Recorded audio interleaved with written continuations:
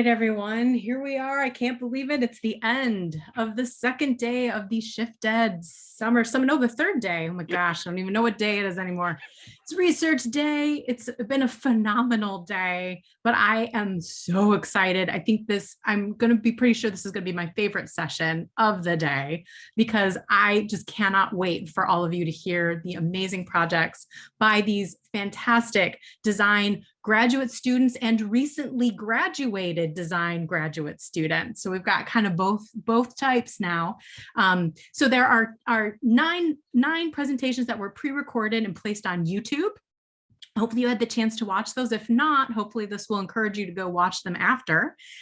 We have one that was pre-recorded that we're actually going to watch tonight. And then we have 10 amazing students who are going to present their Pecha Kucha presentations of their research live right here, right now. In case you don't know me, I'm Lisa Zahabi. I am the conference chair of this whole thing, working with my amazing colleague, Alberto Rachael, who you can see is just waving right there. So we kind of helped put this whole thing together, and we are just so thrilled that you're all here. So a couple of housekeeping things. We are recording the session. We will be publishing it to YouTube for everyone to see. It's completely free and open source. So as so many of you heard me say, if you don't want to be videoed, please turn your video off, or this is your chance to duck out of the session. Also note that live transcript is enabled. So if you would like to have that as part of your experience, please do turn that on if you find that helpful as you're listening to people present their projects. So I think that is all the stuff that I wanted to make sure I said. I'll paste one more time in the chat for those who maybe came late, the link to the pre-recorded videos, but don't watch those now because we're going to watch this. And then also I have a Google Doc that I put together that shows you all the names of all the amazing grad students and recently graduated students, along with abstracts for their projects, their project titles, where they're coming from, all of that. So you can check that all out there.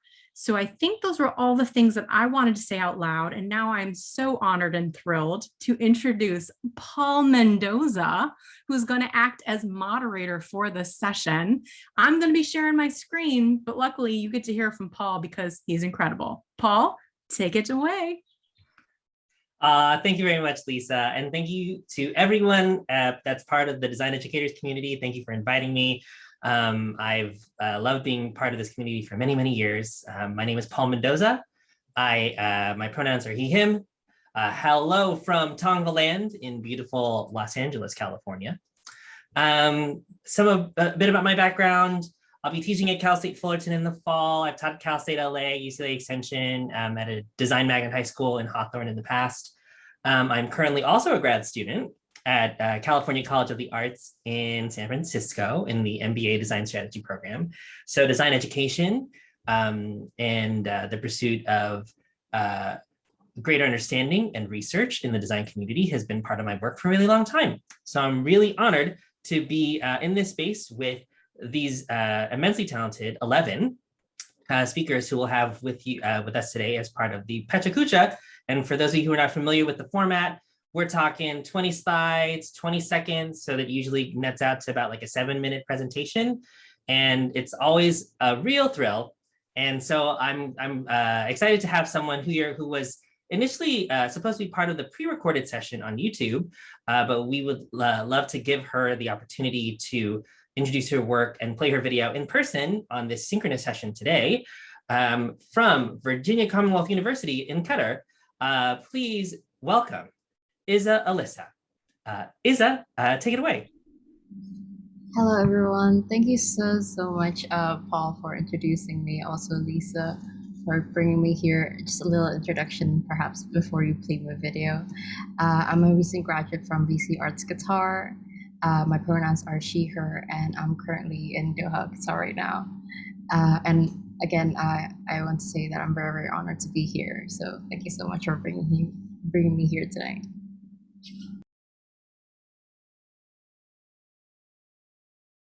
Maybe it started when I was first asked, "Where are you really from?" Or when I felt like a stranger in a room full of my relatives. Or maybe when my home country closed their borders on me as the world is enforced to stay at home. I'm not sure when it started, but the concept of national belonging had always been questionable. My name is Izza Alyssa, and I graduated from VCU Arts Qatar with a BFA in graphic design. And I was born in Indonesia and raised in Qatar, which makes me a third culture kid, or TCK. And we are people who spent our early years of development in a foreign country. As a result, TCKs have deep ties to multiple cultures without fully owning any of them. And people like us challenge the concept of national belonging.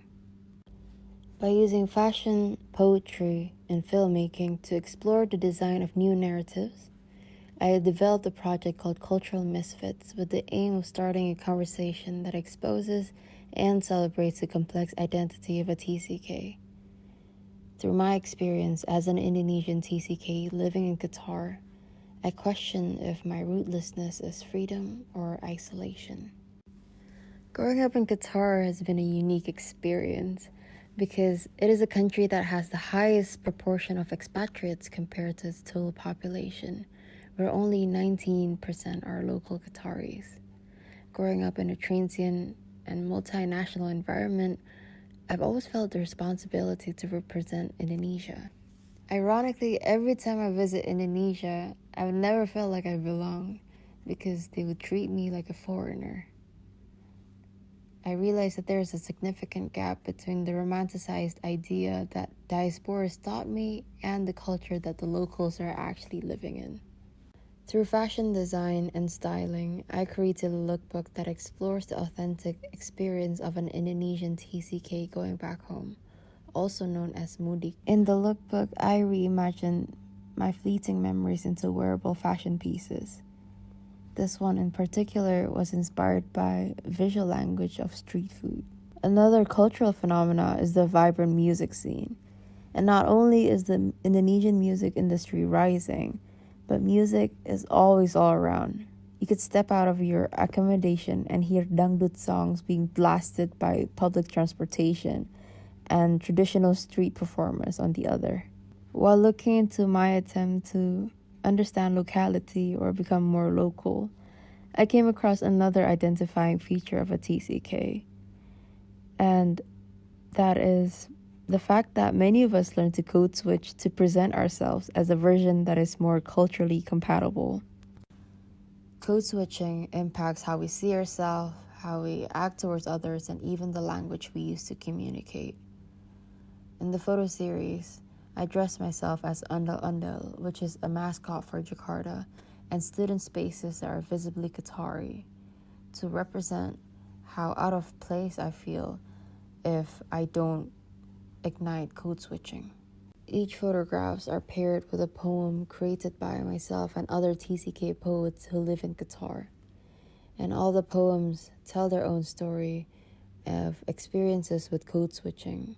As I get further into this research, I ask myself the question of, where do I belong despite all of these experiences? And I cannot help but to involve my religion, which is Islam, into the conversation for many reasons.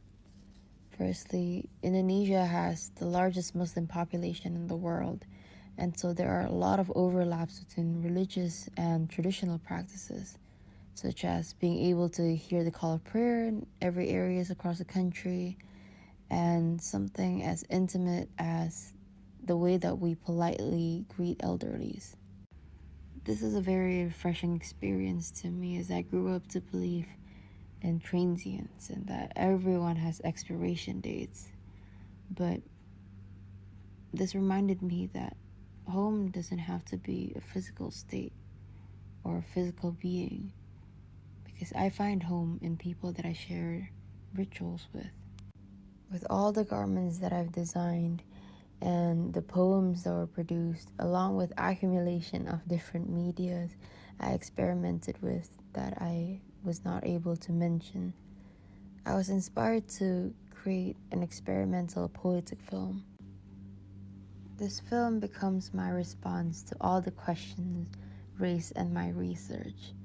It covers the topics of dislocation, code switching, and transient relationships. Tanahayr tells the story of a person who is searching for a space of belonging through her faith and fleeting memories of her homeland. And I'm more than happy to announce that the short film will premiere on the 17th of August, 2021.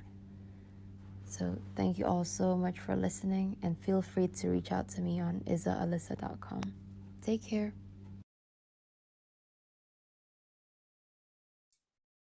Izza, that was wonderful. And thank you for joining us all the way up from Qatar. We're really glad that we were able to feature the video and give it a proper launch and a proper audience. I'm going to jump into now our section of live presentations. We'll be going in alphabetical order by last name. Oh, hello. Yes, so that means that the next presentation who's up is going to be from Boston University, presenting I Explain Better in Writing, I Evoke Better Through Design. It is Claire Bula. Claire, take it away. Thanks so much, Paul. So at the end of my thesis process, I was looking through the work I've made over the past couple of years, and I made an interesting discovery. This on the screen is my first graphic design project that I did as part of my application, a set of hand-done watercolored letters scanned in to create a poster, kind of an attempt at typography before I knew much about it. And for my final project of grad school, I actually circled back to my first project from first year, where I told a classmate's life story by conceptualizing and visualizing her bookshelf in a single poster. It felt a little underexplored, and in Crit, I'd been encouraged to embrace past work to make new work, so I started experimenting with it. And I ended up creating completely new forms and developing a series of color study posters, of which 2 started to resemble letters. And literally the night before my final thesis presentation, an idea struck me that I should make these into letters. Sorry, I think the slides aren't actually advancing. I'm sorry, I don't know what I'm doing. Hold on. No problem. None of us really do, right? They need to be full screen, Lisa, for them to move. I think What you was need that? I did take them into full screen. I think it was just something about the way I shared. Let me try sharing my desktop instead of just Acrobat. Correct. You'd think after teaching all these years or all this time on Zoom, I would have it, but I do not. Okay, so let's try this again. I think I should still be able to do full screen. Now we see a full screen. Good. All right. So at the end of my thesis process, I was looking through all the work I've made over the past couple of years, and I made this interesting discovery. This is the first graphic design project I did as part of my application, a set of hand-done watercolored letters scanned in to create a poster, kind of an attempt at typography before I knew much about it. And then for my final project of grad school, I circled back to this poster, my first project from first year, where I told a classmate's life story by conceptualizing and visualizing her bookshelf in a single poster. It felt a little underexplored, and in Crit, I'd always been encouraged to embrace past work to make new work, so I started experimenting with it. And I ended up creating completely new forms and developing a series of color study posters, of which these 2 started to resemble letters. And literally the night before my final thesis presentation, the idea struck me that I really should make these into actual letters, which I ended up doing and showing in the presentation. So my first and last grad school projects basically came full circle. And this cycle kind of proves that I always really was a designer, and supports my belief that everyone has the power to design, that it's not some exclusive club, but more of an inherent human quality. I view design as an egalitarian means to bring ideas and hypotheticals into reality. For individuals, design provides a means of empowerment to reinvent yourself or remake your circumstances whenever you like. And for groups and societies, it provides a channel to remake the world we live in. Philosophy and policy present scenarios of what could or should be, but it's design that generates the concrete forms, structures, and language that bring those ideas and conjecture into physical existence. Design is the means and method to make whatever we want: objects, environments, and societies. There is no prescribed outcome of design. Everything is a construct to which we as humans give meaning. And that's the beauty of it. Design can help us achieve whatever we want and navigate any obstacle. And graphic arts within design, more than any other practice, embraces the permanent state of impermanence in life. The life of a graphic design piece is generally short. The mediums we use are largely temporary. And as a discipline, it's constantly morphing and flexing to embrace new circumstances. I view design as a multi-potentialite, the ultimate tool of possibility in a continual process of becoming. A design process and its outcomes, as well as designers as people, can have many facets, paths, or explorations. And even if a methodology remains consistent, depending on each project's unique circumstances, the outcomes can be very different. And every time you employ your design practice, you're reinventing it a little bit. Methodologies aren't secret or necessarily unique, but the person employing a methodology and the manner in which they do is. So if all things in life are inherently makeable, then possibilities abound. And what exists today that's frustrating or imperfect can and will change, depending on how you change it. Design facilitates this change by making ideas tangible. Now, even though I was always a designer, for me, returning to design school after a 15-year career helped me figure out how to be a designer. And at this point, I might still be a better writer than I am a designer, but now I know how I want to be a designer. And I'm less interested in explaining and more interested in connecting. I want to reach other people through design by evoking emotion within them and making them feel seen and embraced when experiencing one of my designs or working with me. And if, as I believe, we're all designers, then design is the art form of the people and therefore must be made human and humane. So I interviewed Elaine Lopez for my thesis, and in our discussion, she said, "The personal is the universal," which struck me so vividly with its accuracy. If we want to reach people through design, we have to be willing to share ourselves, which is scary, but also fulfilling. When you share a bit of yourself, it allows others to feel safe to do so as well. And one of the ways we build empathy and community as designers is to infuse our work with our own emotion. Human emotions are universal, but everyone experiences them just through different means and events. Certainly, my most fulfilling and successful projects are those where I've made a safe space for others by sharing my vulnerability. To demonstrate this, I'm sharing a project called Building Blocks. I designed a two-dimensional set of symbols around the emotions related to grief and translated that into a 3D storytelling device. I chose grief because the emotions are tough to accurately describe verbally, and I wanted to see if I could create the connection with visuals instead. I also chose it because 3 years ago, my dad was diagnosed with a brain tumor, and I quit my life to go care for him. He died 6 months later, which was horrible and still is. But those 6 months with him were really special and brought me incredible joy. He was an architect and the impetus for me to finally pursue design as a career. I thought it was too late to start over again, and he said, no, go embrace a new opportunity because life is short.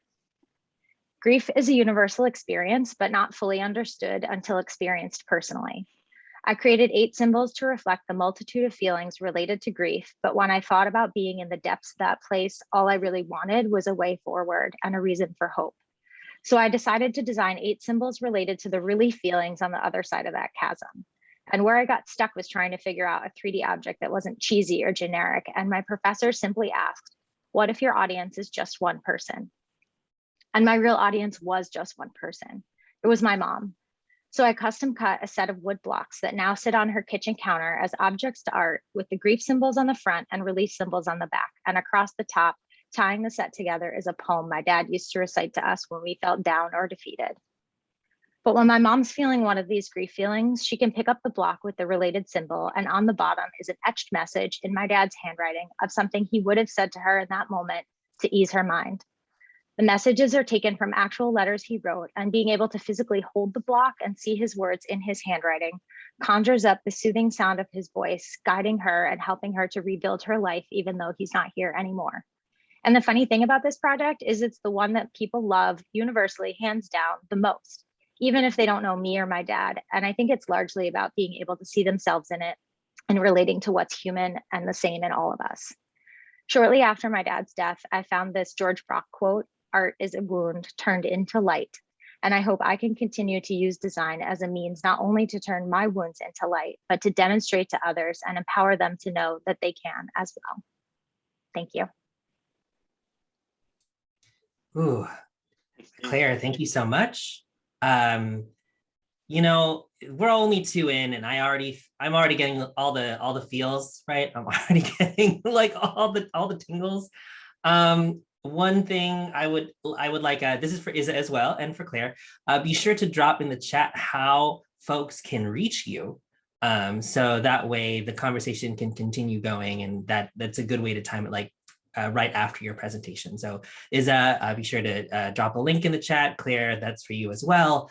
And we will move on to speaker number 3 from North Carolina State University to present redesigning the conventional WIMP desktop metaphor through the lens of our conceptual cognitive system. Please welcome Ashley Cook. Thank you, Paul. That was a great presentation, Izza and Claire. We're probably about to get a little more technical, so I apologize. So I'm going into my 2nd year of my master's of graphic design at NC State, and this is the preliminary framework that I've been building to dismantle the hold that literal metaphors and pointers have on our digital spaces.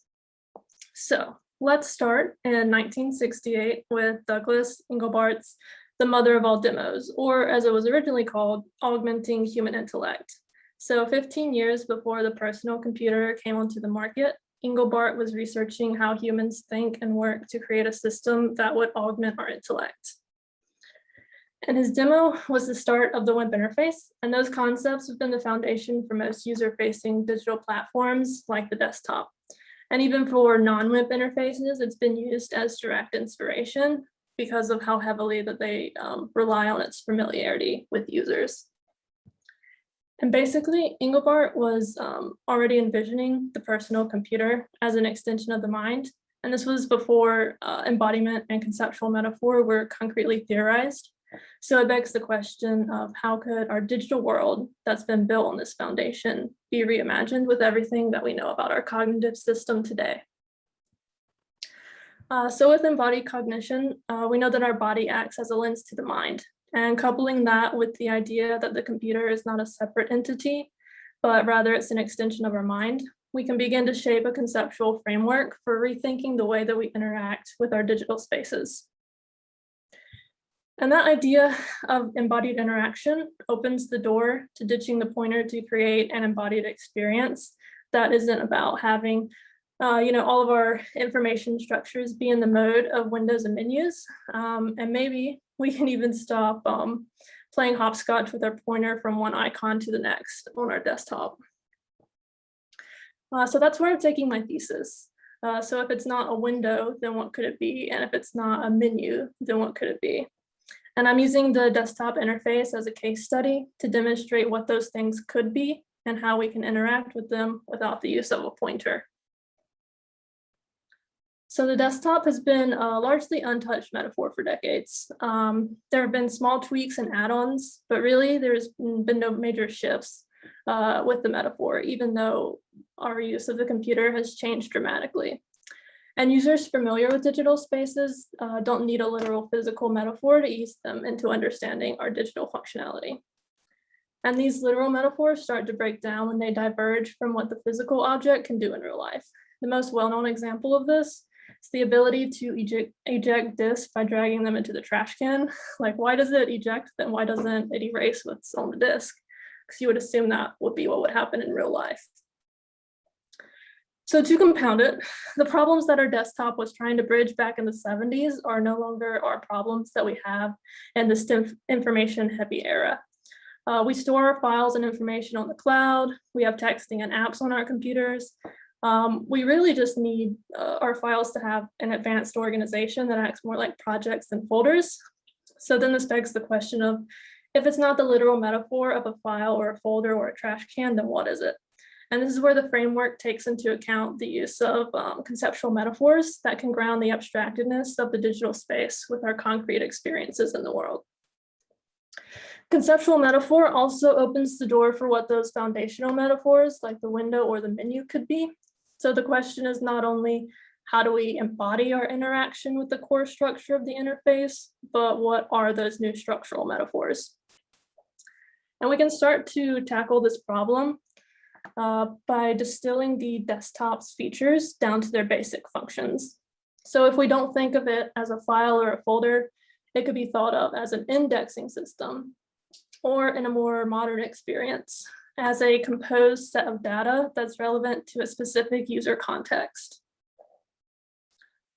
So then how do we take these distilled functions and reimagine them with conceptual metaphors? New mappings would need to be created, and it becomes as much of a semantic problem as it is a design problem at this stage, because our language of the abstracted designs need to match. A good example of this would be the scroll functionality. So the scroll is a literal metaphor that mapped well from an up-down image schema, but if the essential point of the scroll's functionality is to navigate to places off screen, then it doesn't map well for other directions or depth within the digital space. But if we were to distill the scroll, sorry. If we were to distill the scroll down to its basic function to move the things that were off screen to the foreground, no matter the direction or depth within the screen, then what would that function be called? Because the scroll doesn't fit that job anymore. And how would the interaction occur in this embodied experience without a mouse wheel? Is it through eye tracking, hand gestures, sub-vocalization, facial movements, etc.? And then how would those gestures, what would those gestures be called? Because it couldn't be called scrolling anymore. But not to derail too much.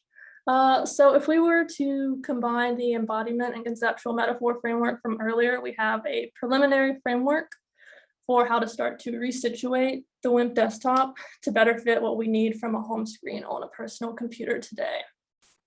With the goal of all of this to be that these new mappings will extend the functionality of digital interactions, both by allowing the conceptual metaphors to enhance the uses of the interface and to replace the inefficiency of a pointer with embodied interaction. Because at the end of the day, the computer is no longer a separate entity from the user. It's an extension of ourselves, and we need more thoughtful ways to engage with it. Thank you. Ashley, well done. That definitely hit different. Now that I've spent like a year plus working with people who've never met me, it's like, am I the computer? Is the computer me? So definitely resonated with me. So thank you so much. Be sure to put your contact information in the chat. The next speaker on deck is from the University of Illinois at Urbana-Champaign. She will be presenting on trauma-informed design, addressing the gaps in design research and practice. Please welcome Rachael Diekas.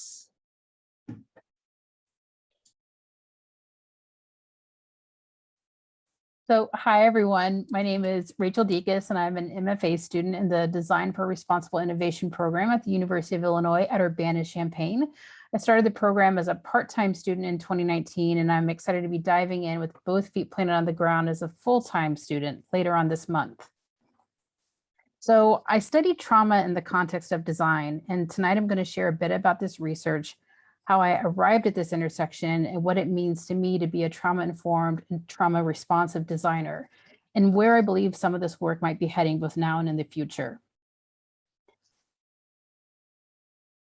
A dramatic pause. My current working title for this thesis is Trauma-Informed Design, Addressing the Gaps in Design Research and Practice. I'm really interested in both the practice of design and the ways in which we conduct design research. But I'd be remiss if I didn't also mention that I'm very curious about design education and how that could be a pivotal game changer. One of my primary questions is this: how might understanding what it means to become trauma-informed lead us to teaching and practicing trauma-informed design? I sit with this question daily and think a lot about what it means to know, do, and be trauma-informed in the context of design. And with this, I recently came across some notes to myself that I wrote early on in the pandemic. There's going to be a real need for services. The language that we use in innovation is all about being a good ancestor. I've devoted hours of thought to these 3 notes. They have influenced how I practice and how they make me think about how I can just honor vulnerability and focus on harm reduction in design. I haven't even shared with you yet that I'm a social worker. It might be obvious by now, but the ways that I've approached this work have been a full examination of my core values and integrating that experience as a social worker and how I approach both my work in social work and in design and with design research. So at this point, I feel like these things are just absolutely inextricably linked. I've shared this beautiful illustration in a few of my conversations around these intersections in social work and design. We focus so much on empathy and feeling for others in design, but in social work, we are far more focused on the purpose and action of empathy, which is simply just having compassion. And I've really started to notice that this quest for empathy was more often than not just simply a game of words. In reviewing many interview guides for design projects as a social worker, the use of this word probe really started to stand out for me more and more. And I kept wondering, are we simply performing empathy, and at what cost? So these observations led me to some of the foundational research that has really been pivotal in this work so far. 20 years ago, Victor and Sylvia Margolin, and Sylvia, who was a social worker, said that many professionals share the goals of designers, especially around socially responsible work, and that they propose that both designers and helping professionals find ways to work together. And I think we've done that in the past 20 years. Now, about 10 years ago, Burton Cohen suggested that social workers should think more like designers, and that the practice of social work should actually use that ability to establish rapport as a foundation for engaging individuals and designing their own futures. And then just last year, Tad Hirsch put a spotlight on the very tensions that I had been seeing in practice, both in social work and in design. He said that our ability to entice participants to share their most personal stories and feelings raises that potential of using rapport to exploit participants in order to gain source material when we're doing design research. Now, this triad of academic scholarship has paralleled my past 20 years of professional work experience in nonprofits, federal government, and higher ed. And it's all led me to this series of things that I keep critically examining every day. For starters, how might designers become trauma informed, especially now and as we reflect on the past 18 months and whatever lies ahead? But I also think about this question: how can we design in any project, in any setting, in any context, with trauma constantly in mind? What if we were all learning and continuously practicing being trauma informed in ways that move us to becoming trauma responsive? What would all of our designs look and feel like for all?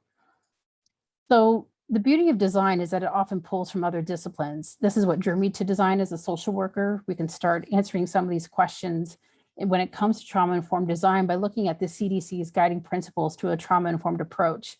I've been fortunate to have fellow designers where we're actively applying these in design and just seeing what really works. This next image is a simple visual from Dr. Karen Treisman, a psychologist who feels, who I feel like this really effectively moves us closer to becoming trauma responsive. This river metaphor here really works well because I feel like we often need to roll with discomfort when we're doing design, especially in social work, and just getting comfortable with ambiguity. At this point in the MFA program, I've been neck deep in a lot of the exploratory research. So as a social worker, I love talking and listening to others.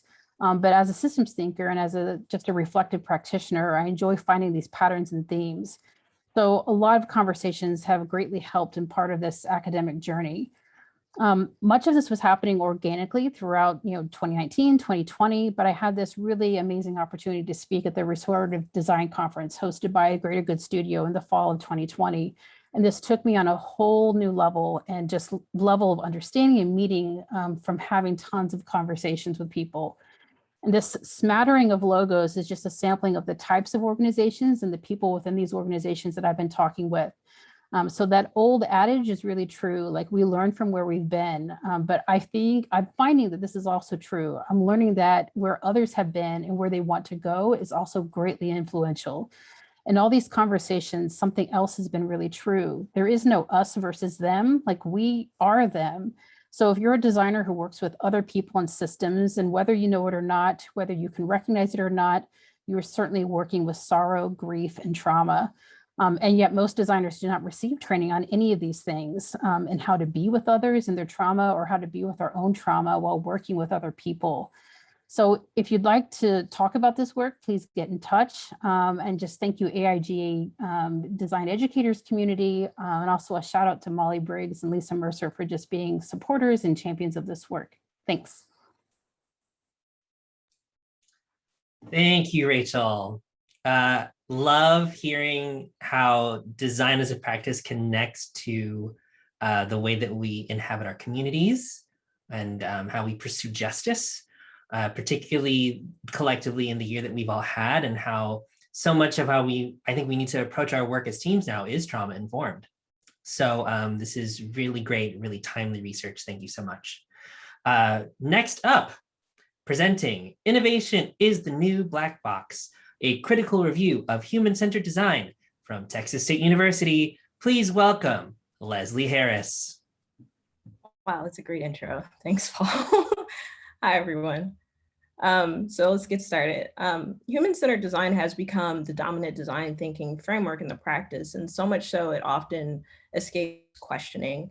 And because it prefaces itself with empathizing, it has become sort of the strategy of choice for designers that aim to create social change and become the primary framework that's being taught in schools, even if students don't know it as such.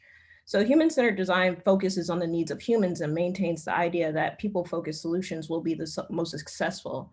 But it can be dangerous to follow any one framework blindly. And while it can be useful to inspire designers, it often offers little guidance around accountability and moral values. And this is especially important when in a field where the best work is the most invisible work. And whether we're conscious of it or not, we're all surrounded by artifacts that were crafted and created by designers. Designs of all types are so well integrated in society, they're not only rendered invisible, but they also have been ordained as the status quo. And design thinking has some negative implications, the first of which is the imbalance of power. Design thinking, or those branded frameworks, are often viewed as elevated schools of thought, whereas normal thinking, air quote, is discounted and deemed uncultivated and in many cases unrefined. And the second is the lack of contextual awareness that often comes with design thinking. This speaks to the sense of inherent optimism that designers often have that makes them believe that they can solve any problem as long as they can define it, they can research it, quantify it, and scope it based on what is often a very limited and incomplete understanding of what the actual issue is. So if design as a practice is truly about problem solving, it's really critical that it grounds itself in holistic problem diagnosis that accurately understands the entirety of a problem so it doesn't run the risk of adding to it. And in this new era of technology as the go-to solution, is often assumed that racial biases will be filtered out of systems because technologies are perceived to be scientific. This, however, really is not the case. And according to professor and author Ruhan Benjamin's New Jim Code, technology is not neutral. So the New Jim Code is a framework that describes the employment of new technologies that reproduce existing inequities, but they're perceived to be more progressive than discriminatory systems of the past, essentially. And the New Jim Code is not solely about the fact that innovation can disguise inequity in technologies, but that the people that build it, or designers, might create products that refurbish these inequities, thinking that their hands are clean of it.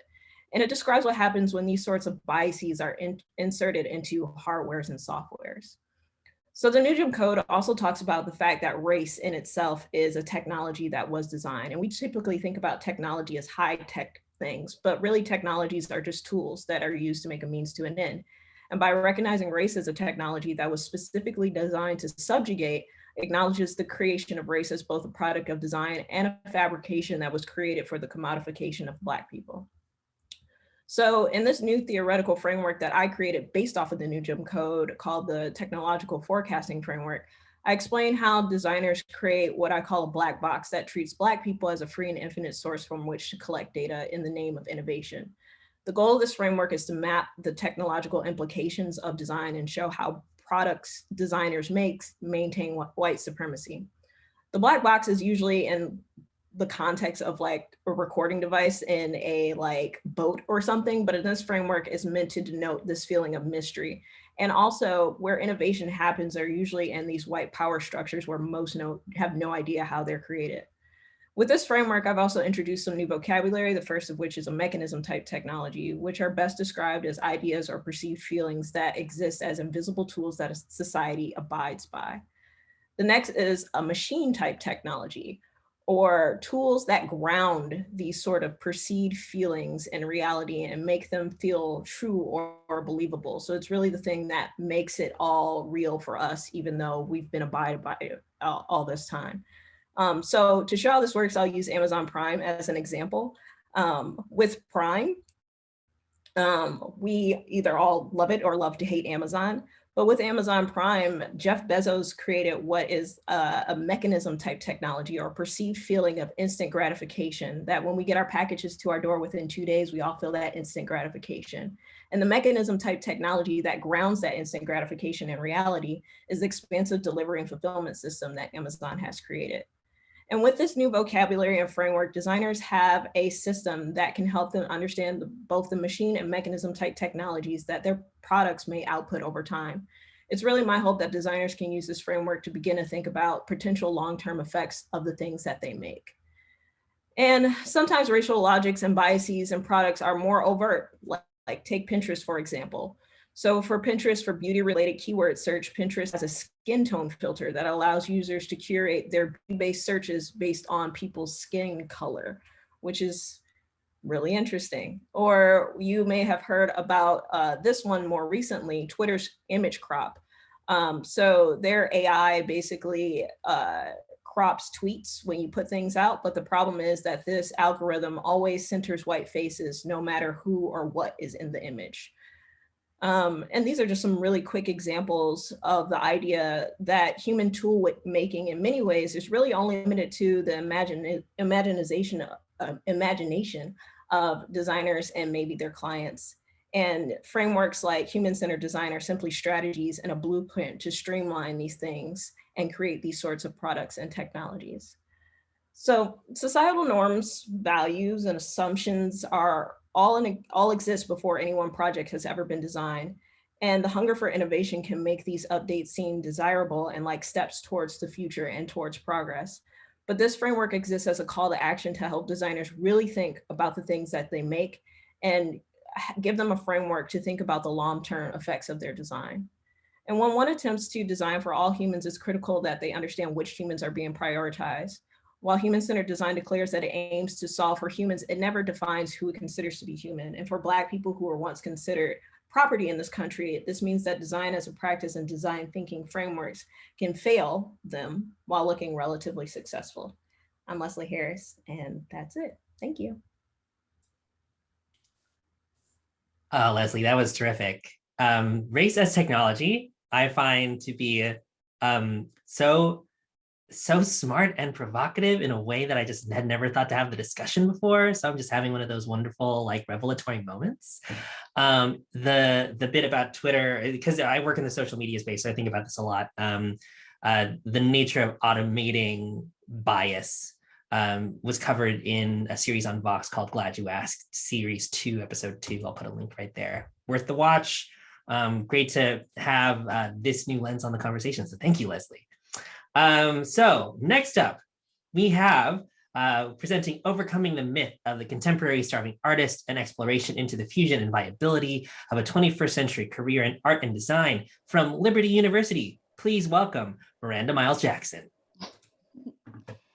Thank you very much for having me. I'm very excited and hopefully to squeeze all of this into 20 seconds apiece. Okay.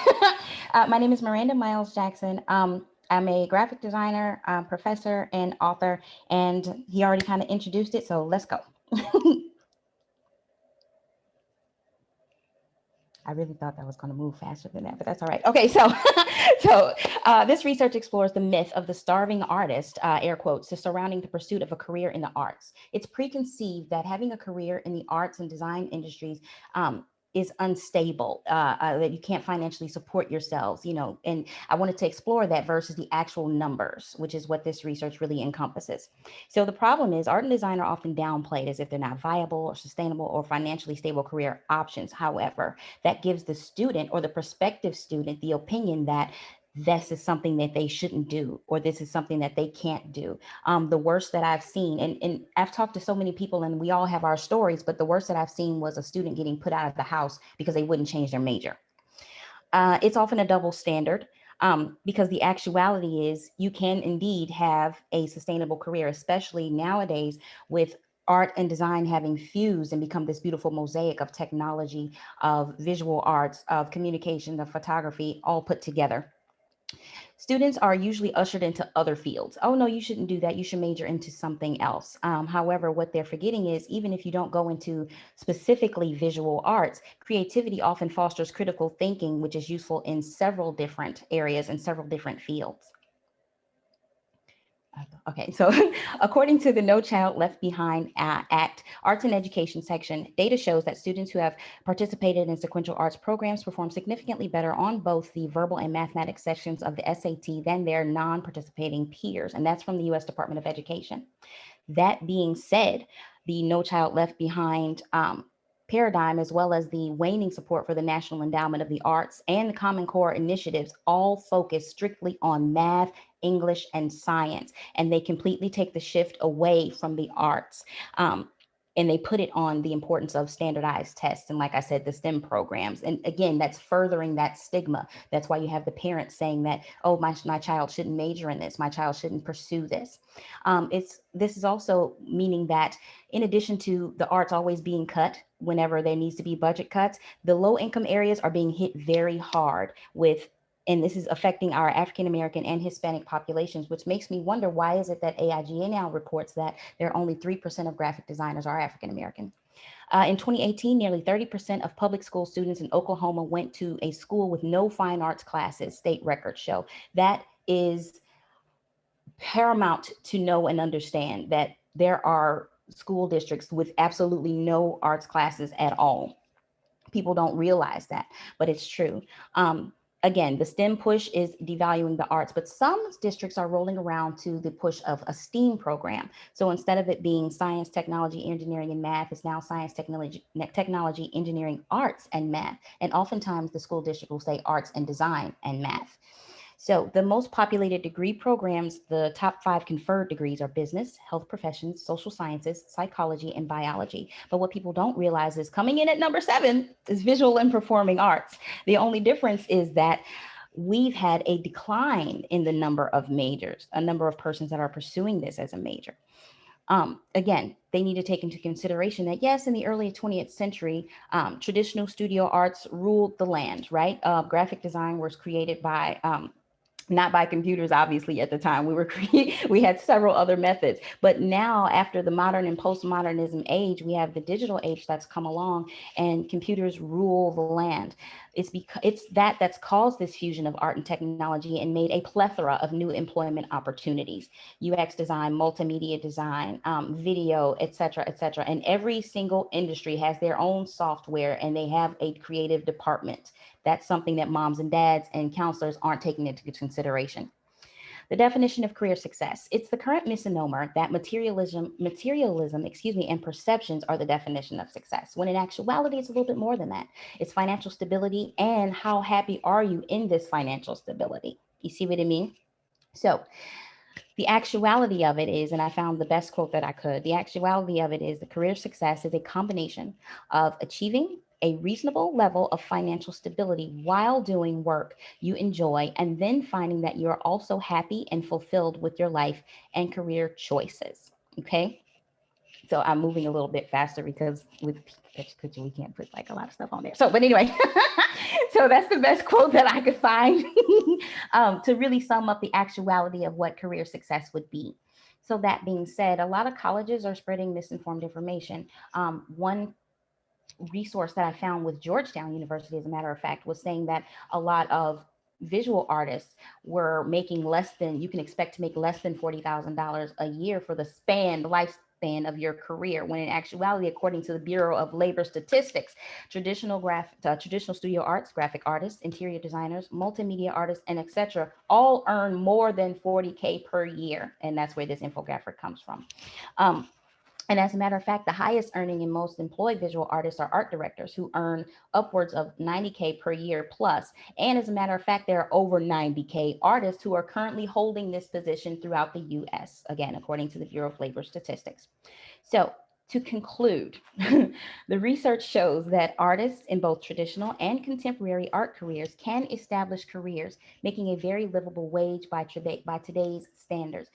You can do this. Your students can do this. Your child can do this. There's no need to push them away. There's no need to put them out of the house or to tell them you can't pursue a career in the arts. It's not sustainable. It's not viable, when we should be building them up and lifting them up just as much as any other career path. So if you want to see the full thesis, all my work cited, and my actual solution, my proposed solution to this, you can visit my thesis site at mmjthesis.myportfolio.com. Thank you so much for having me. Whew.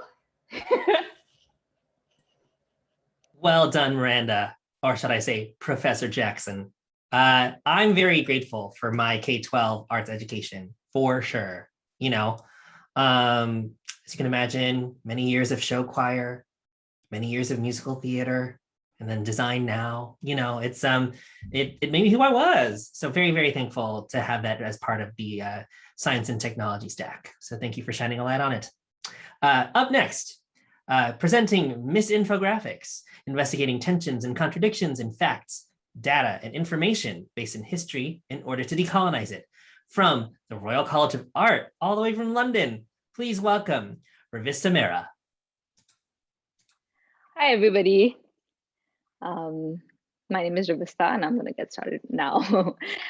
Hi, I'm Ravista. I'm a 25-year-old Indian female of relative privilege, born and raised in New Delhi, India, and that is the broad lens I will be speaking to you from.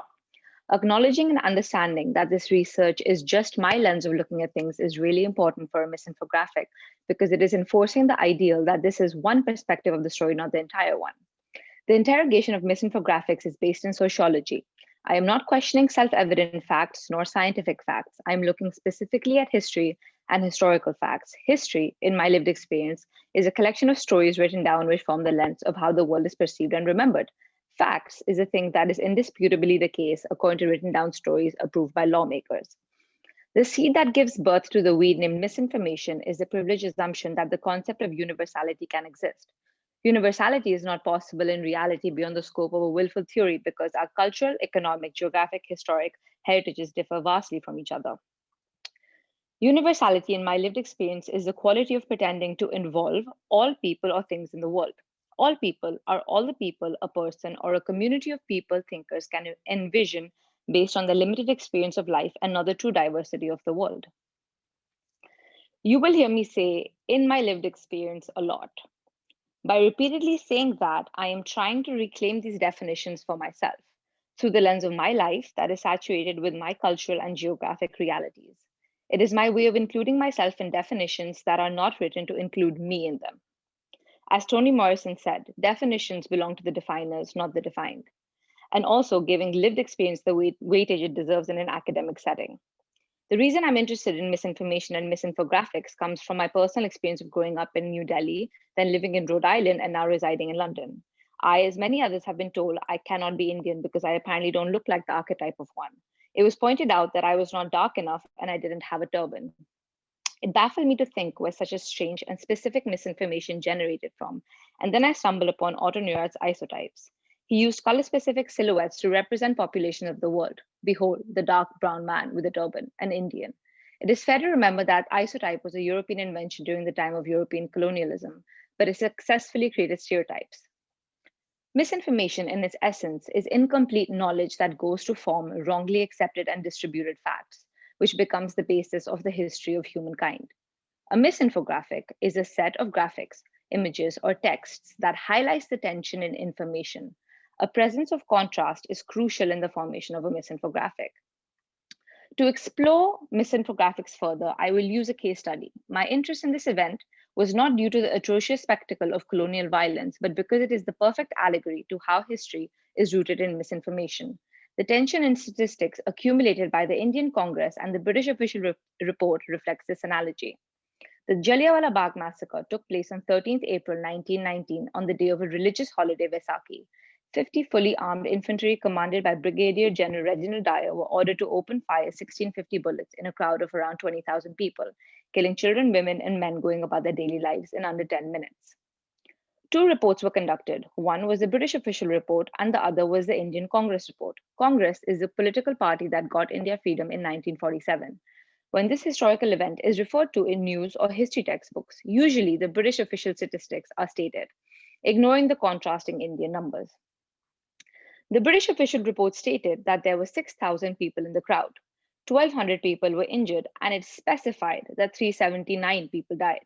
Whereas the Indian Congress report stated that there were 20,000 people in the crowd, 1,500 people were injured, and it confirmed that 1,000 people had died.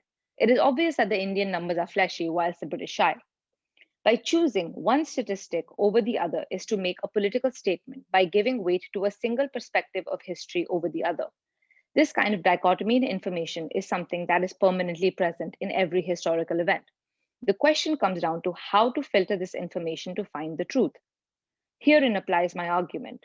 In this age of post-truth and fake news, there is no such thing as the ultimate truth.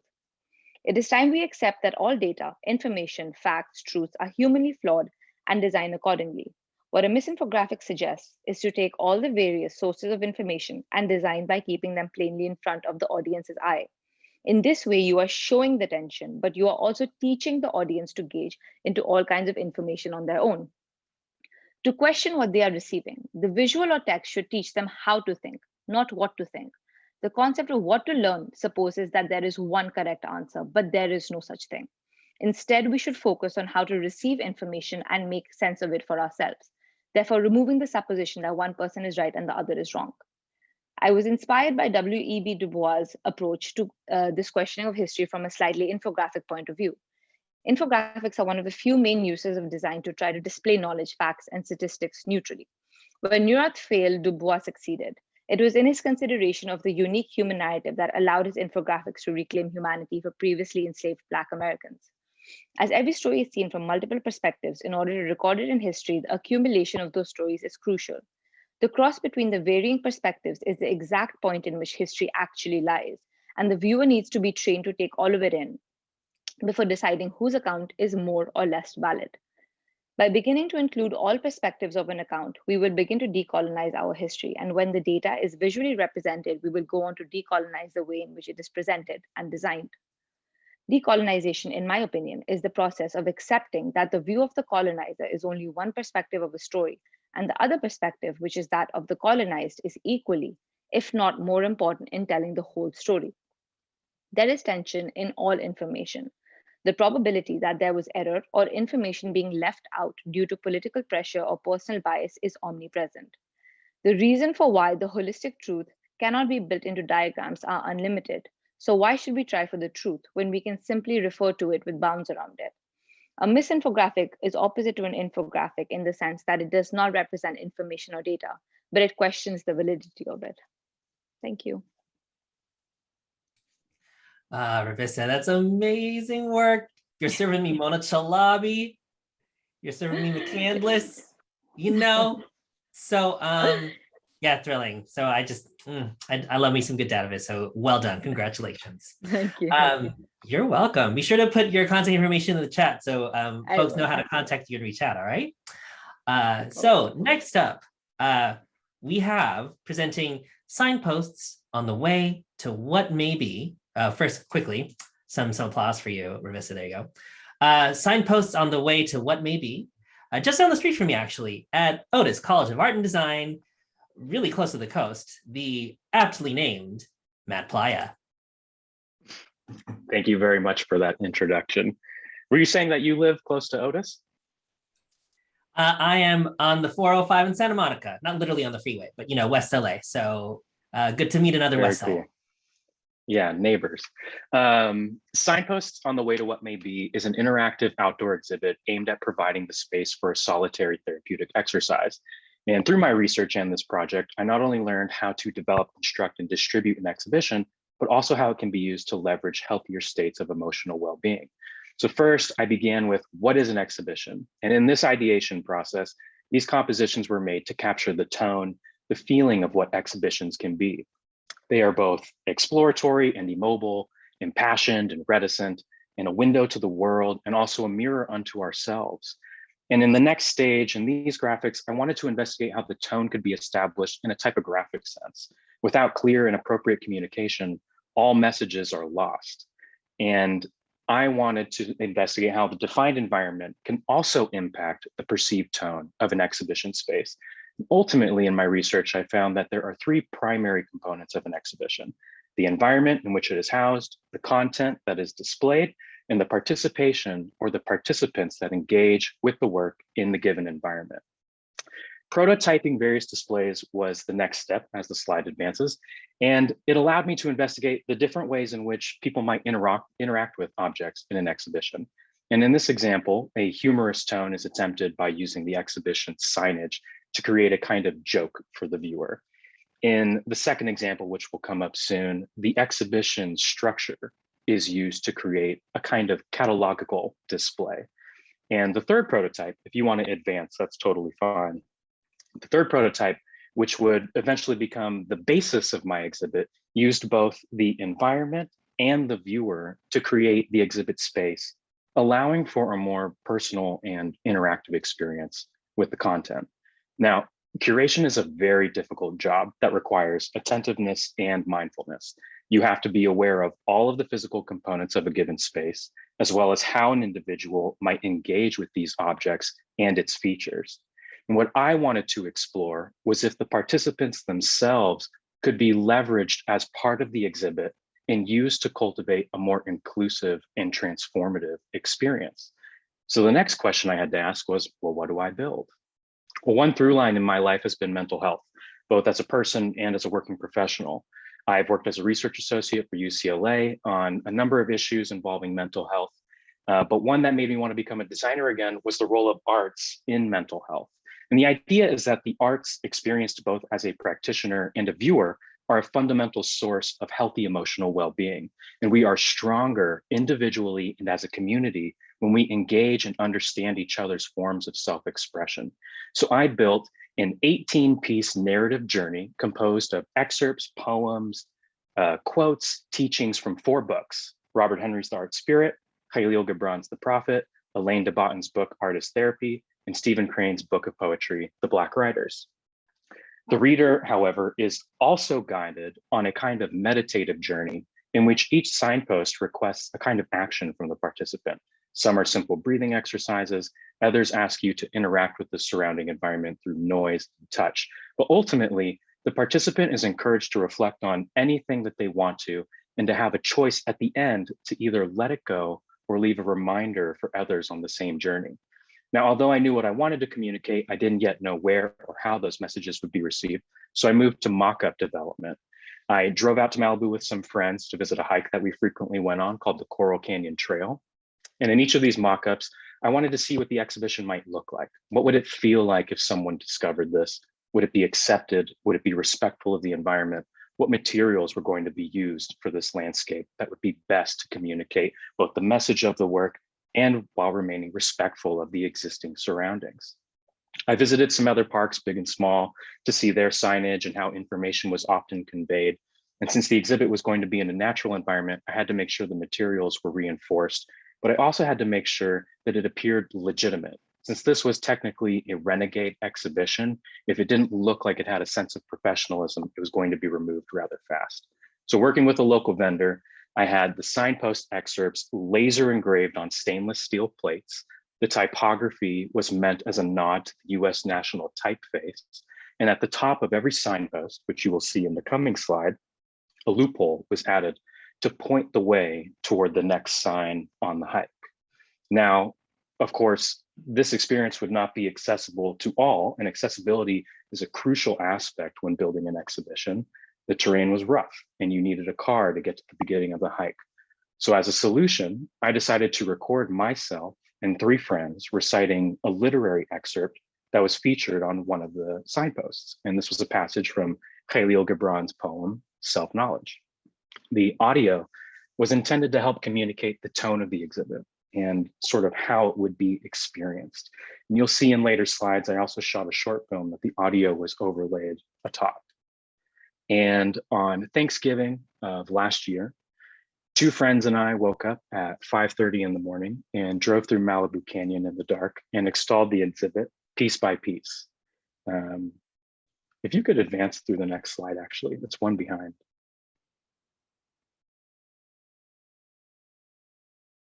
Thank you. As we walked through the ridge of the mountain, we found several locations that seemed to suit the content almost perfectly. And I think it's important to note that when you are creating anything, whether it's an exhibition or an art piece, whatever, you can plan all you want, but you cannot assume that you have all of the answers or know exactly how everything will be carried out. And this experience reminded me to allow myself to be surprised at the way that some things just tend to fall in place. Now, at the end of the day, we installed the signposts across 1.5 miles, beginning at the Backbone Trailhead and ending with a gorgeous view of the Pacific Ocean. But unfortunately, the exhibit has been removed. It wasn't authorized to exist on the public land, and so the signposts were exhumed and, I imagine, destroyed. I did make a short film from the footage that was gathered the morning of the installation, and that, along with the audio narration, can be found online. Now, as sad as I was to learn that the exhibit was gone, I was also reminded of a valuable lesson, and one that my exhibit was actually trying to teach, that nothing is permanent, all things change, but you're in control of how you respond to that. So before I'd finish, I'd like to leave you with a quote, an excerpt that I used to base the name of my exhibit on, and it's from Robert Henry's The Art Spirit. There are moments in our lives, there are moments in a day when we seem to see beyond the usual. Such are the moments of our greatest happiness. Such are the moments of our greatest wisdom. If one could but recall his vision by some sort of sign, it was in this hope that the arts were invented. Signposts on the way to what may be. Signposts toward greater knowledge. Thank you. Matt, that's terrific on several levels. To build an exhibition that creates a sense of place in one of the few places that was safe, really, to navigate outside during the pandemic, very insightful. And just one of the many reasons I love living in Southern California, as I imagine you do too. So yeah, and just connecting it to poetry, I'm really, like, all of these have just been such spectacular home runs. Y'all are, I know, you had your Wheaties today, I gotta say. So I'm so thrilled to be part of this. Thank you so much. Okay, so next up, presenting Cocoon from Maryland Institute College of Art. Please welcome Tavishi Sahu. Hi everyone, I'm Tavishi and I'm a recent graduate from the MFA Graphic Design program at the Maryland Institute College of Art. And this is my project, it's called Cocoon. So my project began during the pandemic at last year. And at this time I was about 8,000 miles away from my family in India and about just like a mile away from my friends, but like all of us, I was bound to the four walls of my home.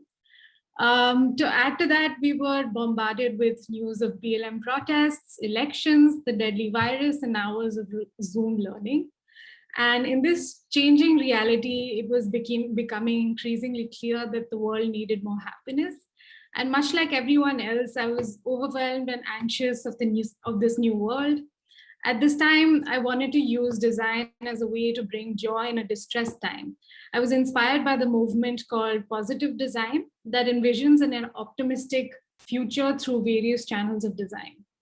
But after hours of Zoom learning and research about the current time, I realized that what we were really missing was physical connection. Today, digital devices pump out an endless feed of graphics, often at the expense of our other senses. As Brett Victor puts it, we can design dynamic representations which draw on all human capabilities, visual, oral, kinesthetic, spatial, and tactile, instead of straining a few and atrophying the rest. So I began to explore how other senses are connected to emotions like touch, smell, and sound. My research revealed a direct correlation between touch and human emotions. In a study by Baker Keltner and his colleagues, they basically separated two participants using a curtain and then asking one participant to communicate a variety of emotions by touching only the arm of the other participant, who then tried to identify the emotion being conveyed. And surprisingly, many emotions were correctly identified by touch alone, suggesting that there's a strong link between emotional communication and touch. We're not always aware of it, but smell have a great impact on our emotional life.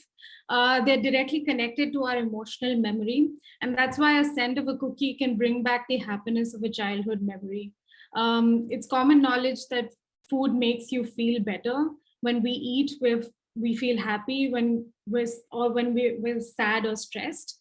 I realized that I would look forward to the smell of an oven-baked cake more than actually eating it, because it always reminded me of cakes that my mother would bake as a child. In sensory sound design, quiet is always beautiful. We've been aware of ASMR as therapy for a few years now.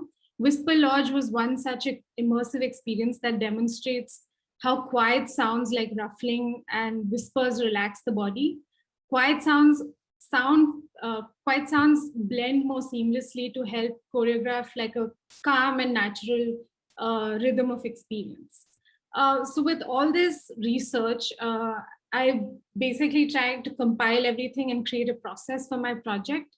I moved from reading to defining the problem to a stage of wild experimentation, dived into user research and testing, tried more visual experiments and iterations, and then came to the final product prototype. The defining question became, can intimacy be maintained at a distance? How might we help heal ourselves bodily and psychologically? After experimenting with different design ideas, I was able to create a proof of concept for a speculative therapy blanket that acts as a companion during times of loneliness. Cocoon offers a meditative space for what the digital world cannot give: hugs, touch, and the physical connection. I decided on a blanket because it's an object of comfort for all ages. So the blanket is linked to a mobile app, and together they let you personalize your sensorial experience. All features are operated through the app and the blanket together. Cocoon lets you link the device to 6 significant people, allows you to send and receive signals. It activates 4 senses: touch, vision, smell, and sound, to mix together to create the beauty of human connection. It hugs you, lets you warm your blanket, warm the blanket of your loved ones. You can change temperature or weight.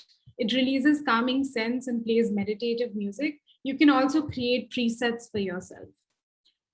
Following this decision to create a blanket, I decided to experiment with various visual treatments. Some of them were to have either text messages appear on the blanket, or to have the blanket change color based on your mood, or to have differently shaped buttons linked to a specific person. I went into user testing with my peers to understand what people really wanted from a product like this. This helped me narrow down on how they would use features and functions the blanket offered. Following this, the user research gave me very interesting insights, and that led me to create a prototype, which I would like to present in this short video.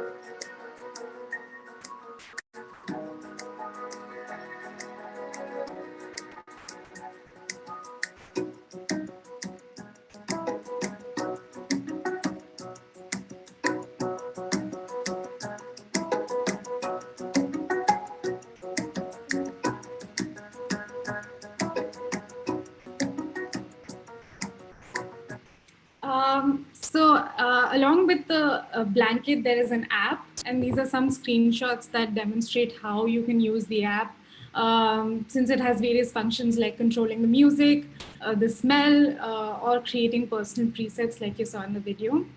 The blanket itself also controls features that you can basically control through various hand gestures. So if you pinch the surface, it sends a feature that you're using to someone else, to a friend. If you slide on your hand across the surface, it changes temperature.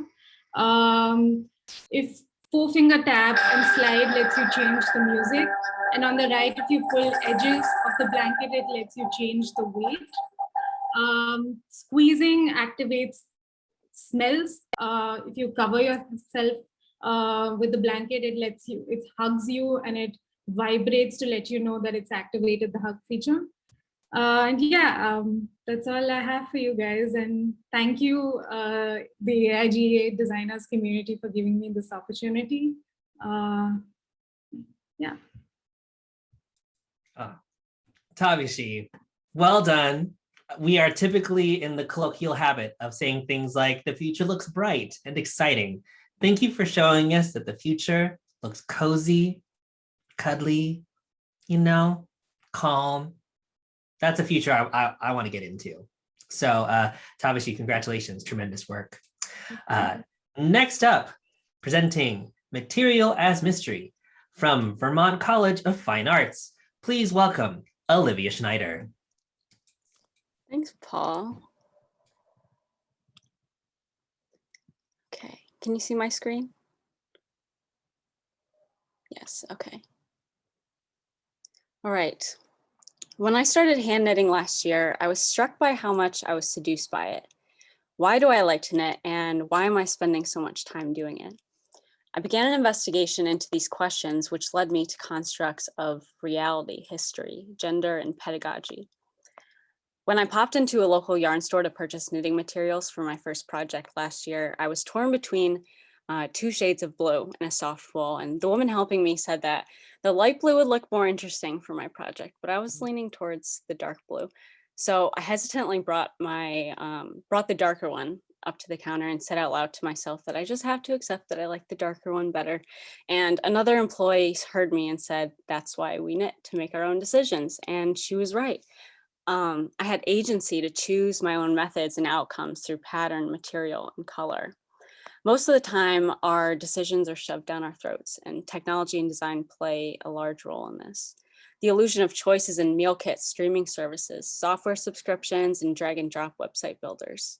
This is the veil of surveillance capitalism. Shoshana Zuboff, a professor emeritus at Harvard, coined this term. It's the idea that if you're not paying for the product, then you are the product.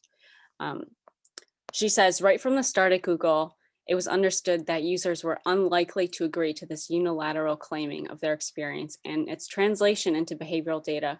It was understood that these methods had to be undetectable. So from the start, the logic reflected the social relations of the one-way mirror. In the yarn store, I seemed to make my own decision, but what larger entities were pulling the strings behind the curtain?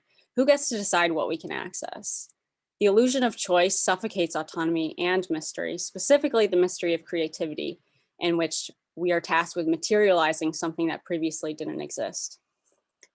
When I began knitting my sweater, I made a lot of mistakes, and the process was not as romantic as I imagined. And it took me a whole day just to get the first 20 rows right. But I've become obsessed with it, and why? It was this question, why, that haunted me, especially during the frustrating moments. In her book on weaving, Annie Albers wrote, "We touch things to assure ourselves of reality." But what did Albers mean by reality? I believe she used it to mean something good, but when I read the word reality, I think about the bad reality, racial inequality, mass shootings, the healthcare crisis, and I'm constantly scared of the people I love dying, of my own death, and of bad memories unexpectedly popping into my head. But in the moments making the sweater, my burdens had a place to go. So Albers' use of reality is only a piece of the puzzle for me. Our relationship to material and reality is innately tied to process, and it's a paradox. At once, we're able to escape reality and realize it. The sweater in progress felt like a living thing, but once it was complete, it spent a lot of time on a chair in my bedroom. It was like it died, and as I've continued to knit, the cycle happens again and again. My knitting experience tells me the process is not just a thing we should pay attention to, but the only thing we should pay attention to. And if there's value in the design process, then there's also value in mystery in design. a stage representing what something might be. As designers, we're always striving towards a final product, but once it fulfills a need, that product quickly becomes a shell. But what if graphic design aimed to be like music or poetry or dance, which value expression? Because what is expression but a processing of emotion and experience and questions? Placing value on the process, especially a textile process, shifts the paradigm for what is expected of graphic design. The process breaks the spell of the inevitable, death, a finished sweater, the final sign-off from a client. Further into my investigation, I discovered this knitting machine project created by 2 students, Ellen Janssen and Irene Albano at Central St. Martin's in London. And it was the first time that I learned knitting machines existed. I researched how the machine worked and how it worked for them because they'd somehow hacked the machine. But the research was becoming less about finding a solution and more about the tinkering and the experience of uncovering. I obtained one of these knitting machines and ended up finding 4 ways to hack it over the course of 2 months. But even then I had to be prepared that no method would work, which is a reflection of the contemporary moment versus a modernist or postmodernist moment. I was largely able to do this research because of the democratization of the internet, which has fueled the DIY world. And at first seems like a really good thing, but in connection to surveillance capitalism, there's the issue that ironically, the democratization of data has put democracy at risk, and the internet under capitalism appears to serve the masses, but it doesn't. It empowers the powerful, governments and corporate partners, and it weakens the capacity of individuals while maintaining the illusion that they have control. The field of design has increasingly buckled in the face of this influence, but one place we can hack the product mill paradigm is within a progressive pedagogy. A practice rooted in the process of discovery instead of control is at the core of a maker-centered learning model. And taking a speculative approach to design opens possibilities for changing the practice itself and reworking it from the inside. In my practice, I'm constantly using the material thing to poke the mystery with a stick and to question the stuff that I thought was solid. In a conversation I later had with Ellen and Irene about their knitting machine project, we discussed the notions of challenging the constructs of craft and design, just as we might challenge the constructs of manhood and womanhood. Irene said, if you go to a completely different field like science or math, you realize more that if you give some time and passion and interest to something else and you bring it back to design, it informs what design can be. Limiting graphic design to the canon or to the end of a project is a lost opportunity for discovery and for seeing other possibilities for the past, in the present and the future. Staying with the trouble is a practice named by Donna Haraway, the author of Simians, Cyborgs, and Women. And in the book she writes, in urgent times, many of us are tempted to address trouble in terms of making an imagined future safe, of stopping something from happening that looms in the future, of clearing away the present and the past in order to make future safe for coming generations.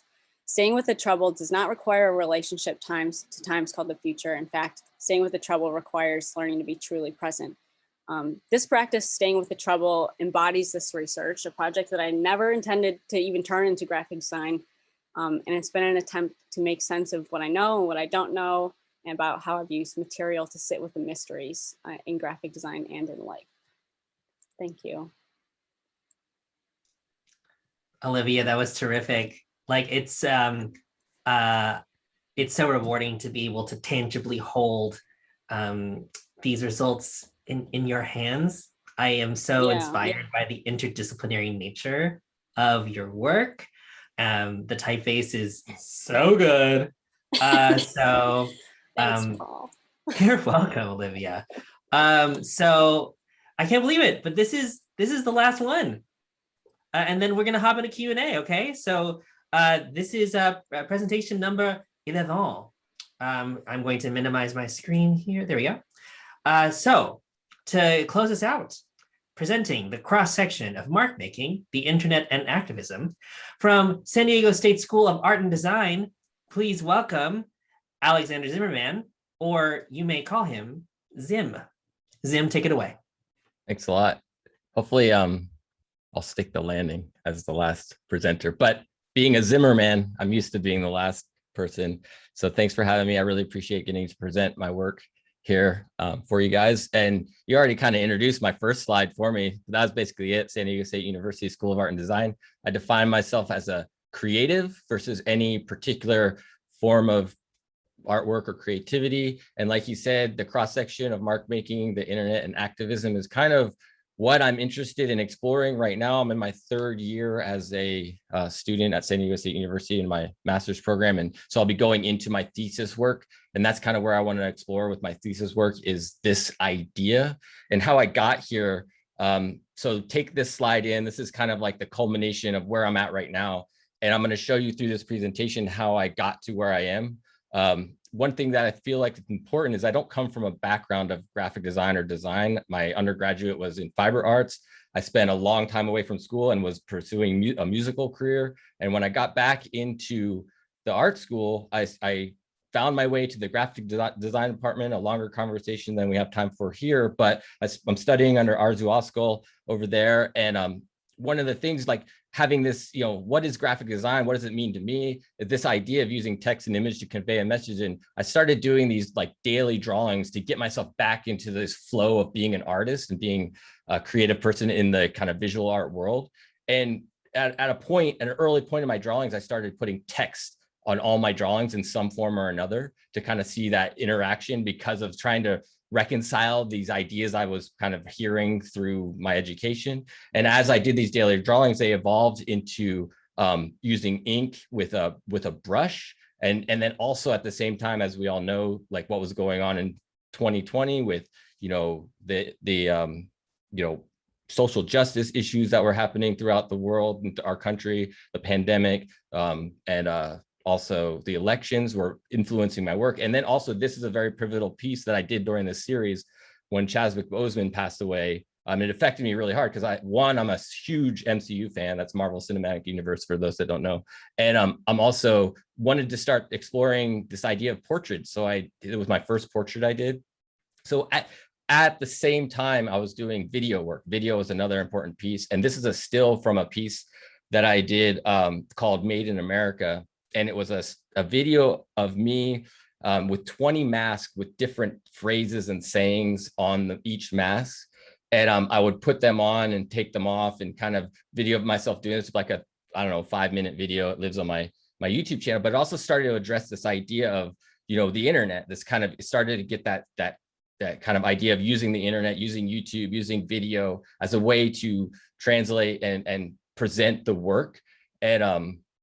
But it also allowed the work to live as an installation. Like the work did not have to live just as a video. It could live in multiple things. So this really started to influence a lot of my work moving forward, is like my work could live in multiple settings at once. It didn't have to just be a video or an installation. It could be multiple things. And so that moved me along to some of my future work. This is also a still of a video of a time-lapse recording of a projection of me drawing the face of Breonna Taylor and then using text in the background to kind of try to convey kind of the feelings and thoughts and ideas I was having during this time. I then moved on to a piece I called George, which is also a projection of me doing the portrait of George Floyd. And then on the left side, it's a time-lapse projection. And then on the right side, it says the words, the face of America, the face of 2020 over and over. And this repeats on a time lapse as it goes along. And then this piece doesn't particularly address the idea of text, but it was within this body of work. And when Kamala Harris was elected the first female vice president, it really affected me. And I'm a father of 2 children, and one of them is a daughter. And this piece is called What It Means for My Daughter. So this idea of, it's Kamala Harris and the members of the squad, and I put my daughter inside of it as well. And it's like, what's the possibilities that are opening up for her into the future? And then as we know, like what happened on January 6th in the insurrection, this is, oh no, I forgot the name of Eugene Goodman. Eugene Goodman, and during that moment and trying to express like the chaos and the ideas that he was kind of involved with. And then kind of closing out my last year of my studies, I was kind of just wrapped it all up like the entire year. And I used this kind of idea to do a artistic decompression in a way. And I just put a bunch of paper on my wall that's like 8 feet tall and 11 feet wide, and just started drawing the ideas and people and faces that I was confronted with through like the last year. And this is a pivotal piece. This is like a zine kind of idea, magazine I made to try to address the idea of bringing artwork outside of a gallery setting and those kind of things, but also address the idea of how can I share work with my classmates in this environment we were in. And I mailed these to the classmates so they could have a physical object and not just have to watch it over Zoom. So it brings us to where we are right now. And like So the idea of getting outside of the gallery and that kind of idea is like, how can I do that? And I started to investigate those ideas. And one of the things that I'm really into is YouTube and being like, I'll do YouTube type stuff and live streaming. And so I started to live stream making artwork. And that was like my kind of solution for finding a way to not be locked into one setting and be able to present my work to everybody. Essentially, everybody has access to my work through YouTube and the internet. And I'm doing the series that I'm calling American Hero. I've done 3 of them so far. I started with Colin Kaepernick, and it's Alexandria Ocasio-Cortez and Carl Nassib. And all 3 of them, I believe, are people that I believe are trying to make the world a better place by how the messages that they are presenting to the world. Yeah, I could go into more depth, but maybe you have some thoughts and questions for the next portion, but that's basically my presentation. You can find my work and more about me at thezim.com. So I really appreciate you taking the time to listen. I enjoyed this, so thanks a lot. Zim, way to bring us home. Yes. Loving the visceral quality of your work, connecting to family, connecting to music. Yes, so very, very much vital of the moment, and definitely taps into a lot of things, definitely brings me back into this year that we've had. So thank you for the opportunity to expand and reflect. All right, so that brings us to the end of the Pecha Kucha presentations. Look at that, like 11 for 11. And I just also want to acknowledge the folks who were part of the pre-recorded session who are actually in the chat with us right now. I did a quick search of the folks who are here with us, and I believe we have Hannah On, we have here Mandalia, we have Zainab Marvi, we have Kritika Susarla, we have Christopher Swift, DJ Trishler, and Jennifer Yakub, who are all in the chat with us today, who pre-recorded their sessions on YouTube, and were tremendous presentations in their own right. So what a phenomenal class of 20 that we have with us today. So now we are ready to answer some questions. Just to keep an eye on time, Lisa and Alberto, do we have until 6? Is that right? I think so. I think that's fair. And if people need to drop off, please do, but I hope they'll stay. But yeah, I think that's probably a good ending point for us to aim towards. Mm-hmm. So we're going to aim for 6. And what I'm going to do is I'm scrubbing through the chat to see if there were any questions that I missed. But I think at any point, like, we're all friends here. Yeah. Feel free to mute yourselves. Yeah, let's open it up. If anybody wants to make a comment, let's do it in person. It'll be better to end the conference today this way. I definitely have a question. Go for it. It's actually for Hannah from the video presentation, the YouTube. That's the first one. I have a couple of questions, so I'll try to sprinkle them out. But first one's for Hannah. In your presentation, you mentioned this idea of decolonizing the tools that we use, and you're trying to stay away from, the Adobe suite was what you specifically mentioned. And it's my second year as a graduate, and I've got to like TA for some classes and some design classes. And one of the things I've seen kind of the most that stood out to me is when you take the computer away from a lot of these students, they really have a hard time working with their hands. And to me, like, it seems like a pretty obvious kind of correlation to decolonize this idea is to just get the students to work with their hands directly. So I just wondered if you had that kind of thought process as well, or what you'd say to that kind of comment of that idea. Do I just answer? Yes. Okay.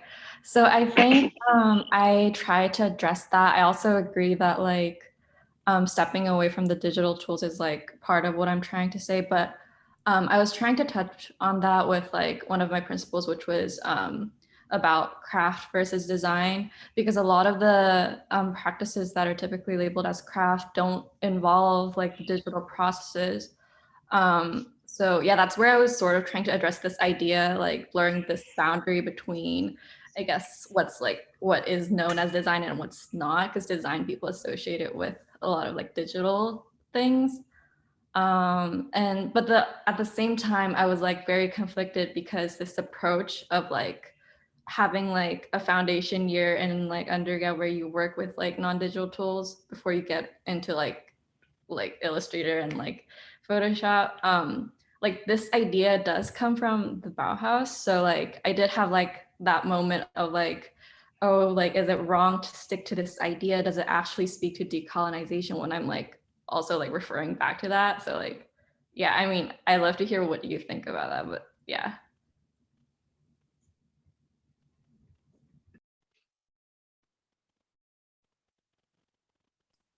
Is it back to me, or is it just, I was just wanted to see what you thought. I just was presenting a possibility of idea. I'm kind of on the side of like, there's no real wrong answers. And I think the decolonization thing is just a new kind of idea for me, even within my graduate studies. I'm like, I didn't really even hear that term until I started being a graduate student. And then we've been doing readings and research. And so I'm still learning about it. So, and I'm just curious about where does the spectrum live on ideas once it passes a certain point? Is it, decolonization has kind of become like it's sort of a negative connotation of an idea. It's like you're trying to determine where ideas live on the spectrum. So it's like, because the Bauhaus used it and that's a European centric idea, does that mean we need to decolonize that? Or is that an idea that we can still hold on to? I don't know. I actually, one thing that I realized from like my research, I like surveyed a lot of like my peers and like what they think, and everyone has different definitions of what they think of decolonization. And like for me personally, like acknowledging how like it's kind of inseparable with like how the design industry is at this point.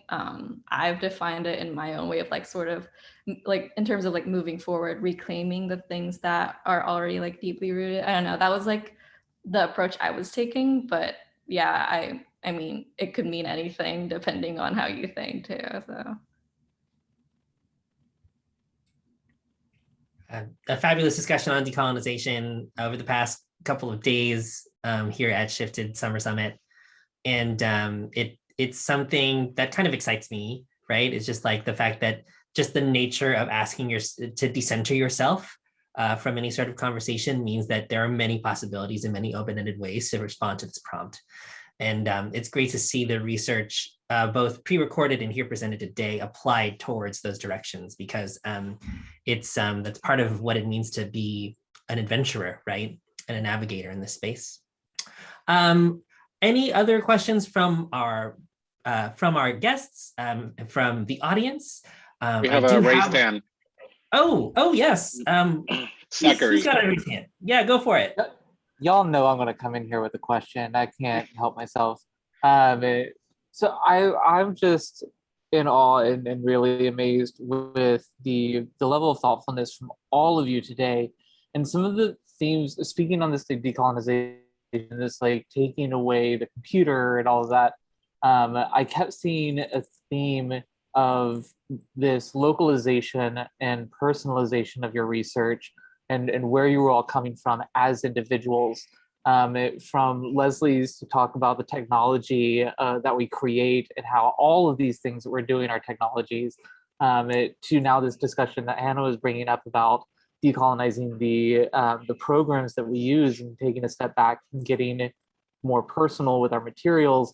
I mean, we had like the knitting conversation, like everything about y'all, what you're doing is bringing that to your work. And so I wanted to sort of, one, acknowledge this thread of personalizing your design through your humanity that each of you seems to be touching on. I mean, even the WIMP system and rethinking how that's going to be designed through a human sort of personal perspective. Excellent stuff. So I guess my question is general to all of you. So, speak at once because that's really great on Zoom. But I think I want to know what drove you to have such a personal take on your research. I see a lot in previous iterations of design research, like challenging the field, sure, challenging the canon, sure, but each of you came in this hard with a personal perspective. Professor Miranda Myles Jackson, that energy you came in with, like you had a mission to prove. And I just wonder, did you come into grad school with that? Did you develop that over your time? Were you, what was your impetus for all of you? Because I'm just really impressed. It was so personal, so vulnerable. Claire, thank you so much for sharing, about your work. I'm gonna call out everybody. I don't care. I'm gonna keep talking. But yes, what drove you to have such a personal stake in your research instead of doing something more broad? I'll go first because I know you're calling everybody. I think for me, it was because I wasn't planning initially to go that deep into it, but it just seems like the more leaves I started turning over, the deeper the pool kind of went, you know what I mean? The deeper the rabbit hole kind of went down. And I had no idea that it was that ingrained in us as a society.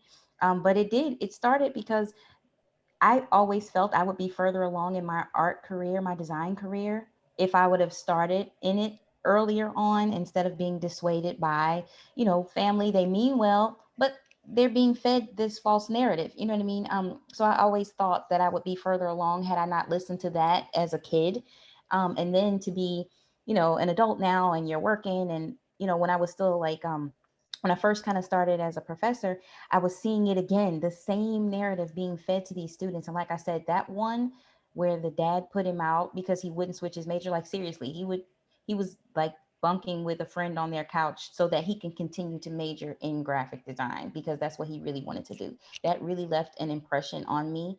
And so by the time I went back for my MFA and, you kind of have to start choosing what you want to do. It was glaring to me that I wanted to address that because I feel like that shouldn't keep happening. You know what I mean? Especially, and I'm working in design education. It's the least I can do is to try to look into the facts, I can jump in real quick and short. I think I was constantly trying to reach people by making something that was for everyone all the time. And it came off so like generic and cookie cutter, and I couldn't get there. And I had this super long conversation with Elaine Lopez, who went to RISD and teaches at MICA now. And she was so generous with her time. We did this workshop, and that whole like the personal is the universal just really resonated with me. And when I did a bunch of projects where like different things would come up where I would just like put it out there that I don't know what I'm doing. And like, I came back to school when I was 39 and I never had any art training before. And like, just all those things. And other people were like, yeah, me too. Like, and I was like, that's okay. Like, I don't know what I'm doing. How did you do that? How did you do this? And I feel like when I started really making more personal work, other people felt like they could share also. And so I think that sort of drove me to really research like how to connect with people on a more personal level. Can I also jump in? Yeah. Hi. So, so the same question that Zachary asked. So one of the advice that we were given back in undergrad was that, whichever thesis topic you choose, it must, your interest in it must be enough that it should sustain you through the hard months even. And then based on that, like my work is around gendered cities and feminism. And, when I read about, mine is more academic. So when I read about all these gendered cities, I always have this pent up rage and the inner monologues of rage that I have when I'm reading all these papers on why cities are gendered, how this affects the mobility of women, and this and this and this. And then eventually it's just, the anger has to have some kind of a release. So I think this is what, like I also mentioned in the chat, this is my way of making, practicing my politics. Personal is political, yeah. Thanks. This is a great question. So, I mean, everybody on the bus, because I feel like I saw like just wonderfully authentic, resonant, personal work from the pre-recorded sessions and from everything today. So if there are any others who would like to contribute, I think this question is terrific. And I'm just nosy, so y'all keep going. I would like to jump in. as well. Actually, I'd like to resonate. I really resonate to what Claire said earlier.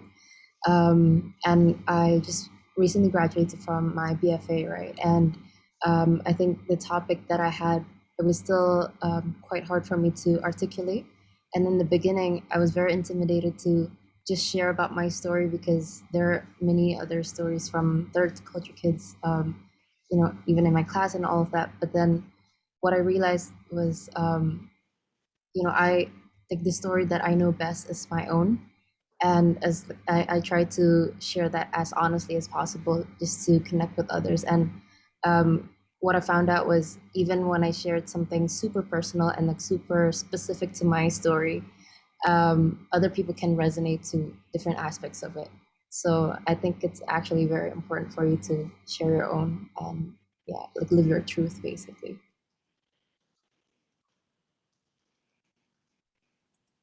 I also just want to quickly jump in because what you just said reminded me of the other project that I was working on in my last year at RCA called Broken English, and it was taking decolonization from a first-person perspective, and the argument for that was that it's such like a contested topic right now, and it's like misunderstood, and it also because it lives in the academic realm, like when you bring it to a first-person perspective, you can you can actually apply it in your life, and the whole point of decolonizing something is to do the action, is not just to talk about it.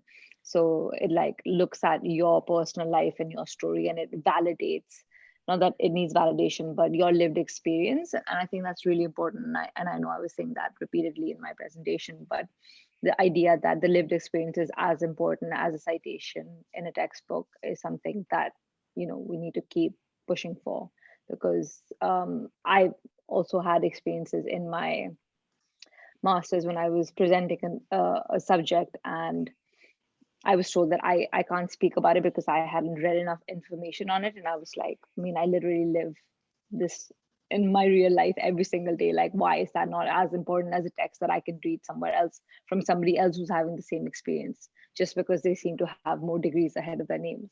So, yeah.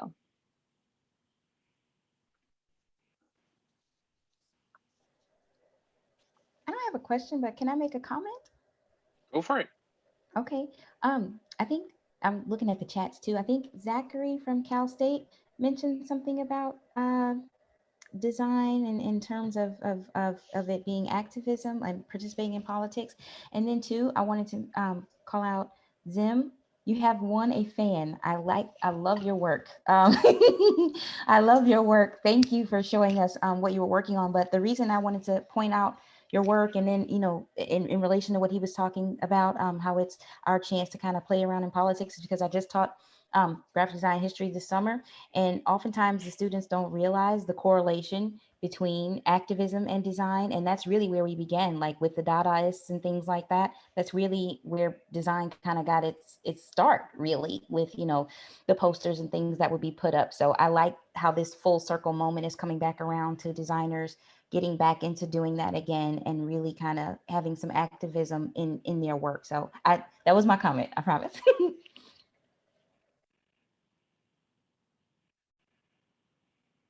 Looks like we have a question in the chat, and Mina, would you like to unmute and direct it directly to the panel? You bet I will. Thank you, Paul.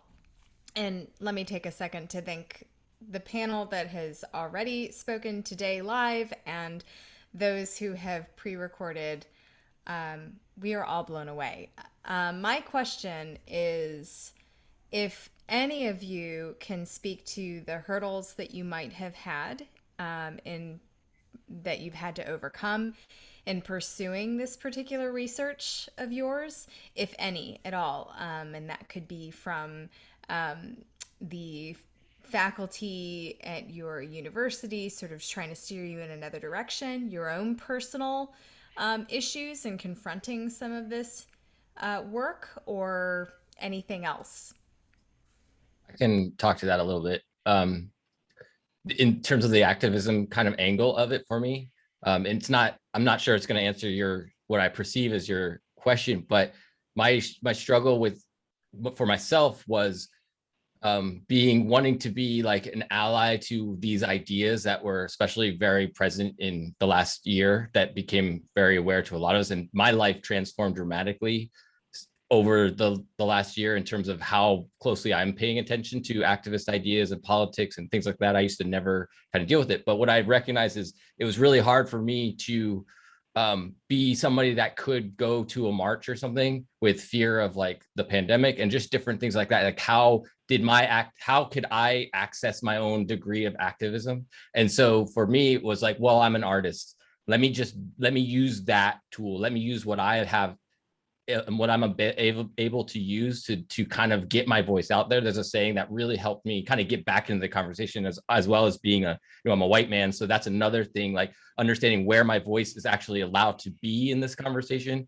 And one of the things that really resonated with me was the concept is Desmond Tutu, but I don't remember the exact quote, but it was like, essentially, if you're silent in the face of oppression, you side with the oppressors. And so that for me really helped me get past being silent. And I was like, I need to find a way to use my voice, and thankfully I have the ability to make creative things, and so that let me use that as my voice and kind of move forward with that. So that was the challenge for me. It wasn't necessarily an academic challenge, but it was a challenge on how do I access these ideas that I want to talk about. Thank you, Zim. And for anyone else, Claire, I saw you unmuted for a minute. Please. Quickly, I had a volume challenge. I had so much to read and so little time to read it in. I was like reading philosophy books and like all these crazy biology books. And it was like, okay, I got to stop reading and start making and like figure it out. So like for me, it was like, I should have started this earlier. But then I was also like, but you're starting it right now. So you don't have to stop because you're done with your MFA. So just keep going. So I just extended the timeline personally. And I see Jennifer hands. Yeah, I want to talk about one of a mental breakdown I had midway through my MA, because I was going in grad school having this idea of like, oh, I want to do a project that educates designers about business. And I was so attached to idea of design and business and innovation. And I prepared myself by reading a bunch of books before I even go to grad school. And then midway, half through my research, my professor challenged me and he's like, I don't think that's the problem you're trying to solve. Like, I think you need to, you're solving another problem that's bigger than this. And it was about the mindset, and it was about the growth mindset. And I panicked. I was like, oh my God, but I had to change my own mindset to look at that problem in a different way. And even going back to Claire, to what you said, I had to educate myself about this topic in a very, very, very short time. And I couldn't have enough time to read everything, but I did my best I can with the time I can and change a little bit about my whole final project. Yeah, +1 says, Zach's comment in the chat, existential crisis in grad school? No, unheard of.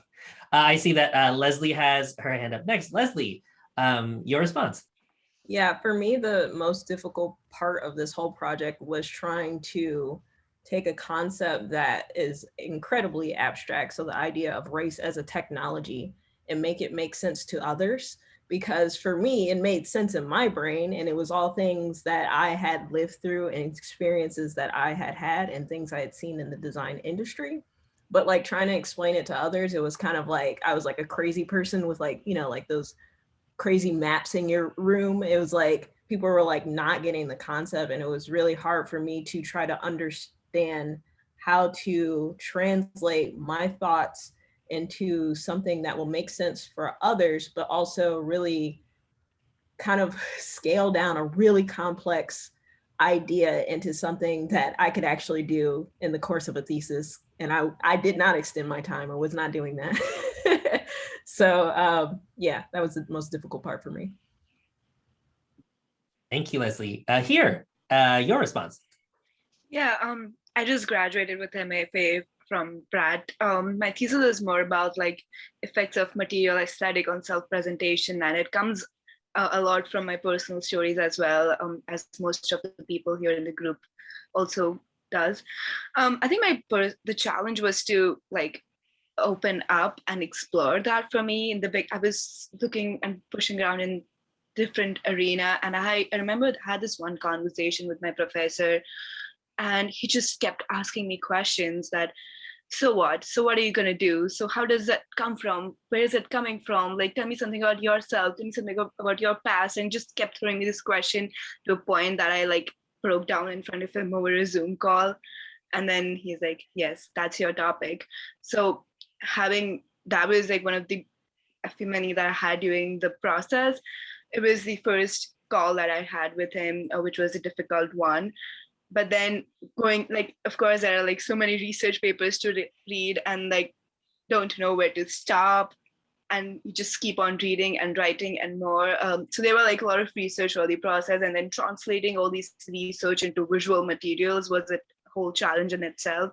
But overall, it was just a one process. But then I can never forget that first phone call that I had with my professor, which was like life-changing for me, personal level as well, that I can feel more comfortable about telling my stories now. And then it was so fun to see everybody telling their own stories in this group call today. It was great presentations, everybody. I agree. And we are running right up until the end, but I would like to give Zainab an opportunity to close us out. Zainab, your response.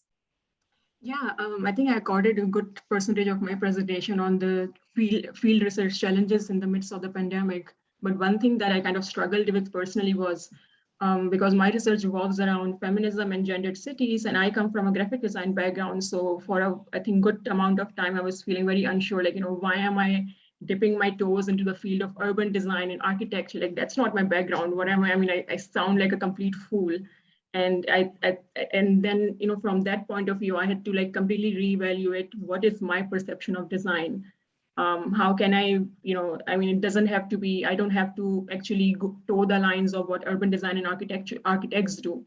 So I had to then, it was like a month, I think almost 3 months, like ours is a very short thesis semester. So yeah, it was almost 3 months of continuous research, reading a lot of papers like Claire, and then finally finding my footing, which I think I have. I mean, I'm still writing my thesis, but I think I'm in a better place now. Yeah, so that's all I wanted to add. Thank you. No, thank you. And thank you, everyone. I can't believe it's already 6. I could stay, but I think it's good to take a pause, reflect, and have a little dinner, or depending on what time zone you're in, could be time for bed. So I've had such a wonderful time serving as your moderator, and enjoyed all the presentations today. So thank you so much for being here with me. I'm going to toss it to Alberto to sign us out. Alberto, what you got? Okay, Paul.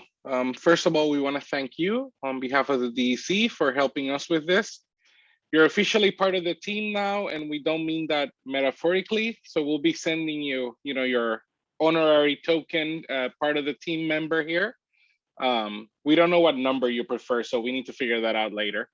But no, we want to thank you. Thank you, for having done this.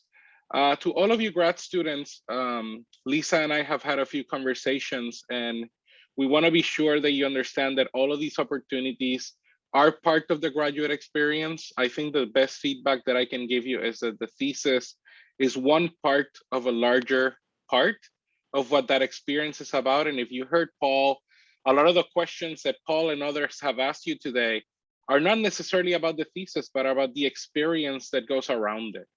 As the world reopens, look at symposia, look at other schools that are doing. I remember my school used to do symposia, and then only 3 people showed up. But then other schools did symposia, and like 4 of us would go because we would challenge each other to do it. And I encourage all of you to challenge each other, because in the chat earlier, somebody said there's a lot of correlation between our researches, and that's how you're going to make your research better. It's not going to happen by yourself with your professor. It's going to happen by finding other people with similar work that are going to tell you, oh my God, have you heard about this guy, that guy? And I told you in the email, graduate school definitely changed my life. And you're in it right now, or some of you are in it. And I encourage you that, this upcoming year, which will be challenging, COVID keeps rising, we don't know what academia is going to look like. is going to be in your own agency to make sure that you make it the best you can. So find those mentors, find those peers, find those students. You now have a network of 20 other students that you can reach out to. So make sure you get those emails, get a Slack going, get a WhatsApp group. I don't care, just find a way that amongst all of you, you start your own network, because in the end, the network you make in graduate school is going to be your professional network later. And I can't stress that enough. It'll happen, and you'll remember that in a few years down the road. And I want to thank Lisa Sahabi, our conference chair, for catering to all of these ideas. When we said, let's get graduate students, and without a hassle, she was like, okay, and we got to get this many. And then we were like, maybe like 5 of them are going to show up, and suddenly 20 something of you showed up. So we're more than excited to have had that. So it was an honor to have you. And on behalf of the DEC and as co-chair, I want to thank all of you. The YouTube video will be going up, in a few days, hopefully, so that you can continue this networking and pushing it forward. Lisa, if you have anything else to say, or Mina, if not, we're good to go. Just to make sure, in case you can't see the chat, we want to make sure to underscore that the DEC is here for you as graduate students. We are the Design Educators Community Steering Committee. You as graduate students are part of that. So we want to make sure to, again, underscore that, just in case you haven't seen the chat where we've been saying that a lot. Yeah, please continue to connect with us. We are here for you. As Mina said, you are part of the community, and we're really doing our best to make that community bigger and more inclusive, and just more open, because I think that's our way forward, and it's just better and more fun. So thank you so much, all of you, for being here. It was my honor and privilege and delight to witness all of these amazing presentations. Please also, everyone who stuck around, who was not presenting, all of our amazing community members who are here witnessing all of this brilliance, thank you for being here too. Don't forget, there's more to come tomorrow. Check out all of our sessions. We are starting at 8 a.m. EDT because we have a session from Montenegro, who is the whole panel of people from Montenegro. Yes, Anna is here on the call waving at us. So she's going to be here. Please come check it out if you can. But it will be recorded if you can't. And we've got a whole slate of things related to teaching happening tomorrow. And then there's more to come on Friday. So please do come join us. And that's all I'll say for tonight. And I wish all of you the very best, whatever time it is. As Paul said, get some dinner, go pass out, go have a drink. And otherwise, we'll see you very soon.